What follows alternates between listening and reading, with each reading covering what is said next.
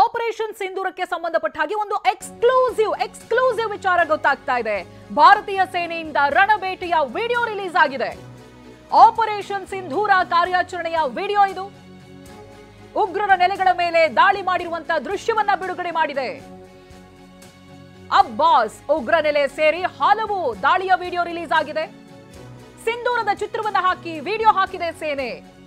ಪಹಲ್ಗಾಮ್ ಉಗ್ರರ ದಾಳಿಗೆ ಪ್ರತೀಕಾರ ಅಂತ ಸಂದೇಶವನ್ನ ಸಾರಿದೆ. ಭಾರತೀಯ ಸೇನೆಯಿಂದ ರಣಬೇಟೆಯ ವಿಡಿಯೋ ಇದು. ಗಮನಿಸ್ತಾ ಇದ್ದೀರಲ್ಲ, ಆಪರೇಷನ್ ಸಿಂಧೂರ.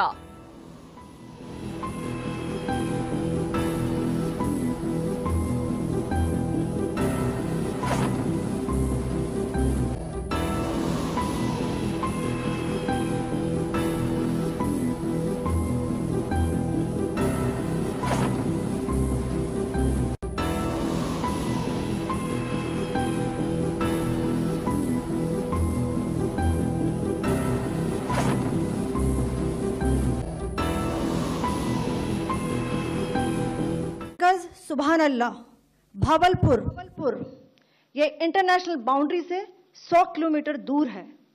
जैश ए मोहम्मद का मुख्यालय था। यहाँ पर रिक्रूटमेंट, ट्रेनिंग व इंडॉक्ट्रिनेशन का केंद्र भी था। शीर्ष आतंकी अक्सर यहाँ आते थे। मैं आप सबको बताना चाहती हूँ कि किसी भी सैन्य ठिकाने का निशाना नहीं बनाया गया और अभी तक किसी तरह की नागरिक क्षति की रिपोर्ट नहीं है। गज सुभान अल्लाह भावलपुर ये इंटरनेशनल बाउंड्री से 100 किलोमीटर।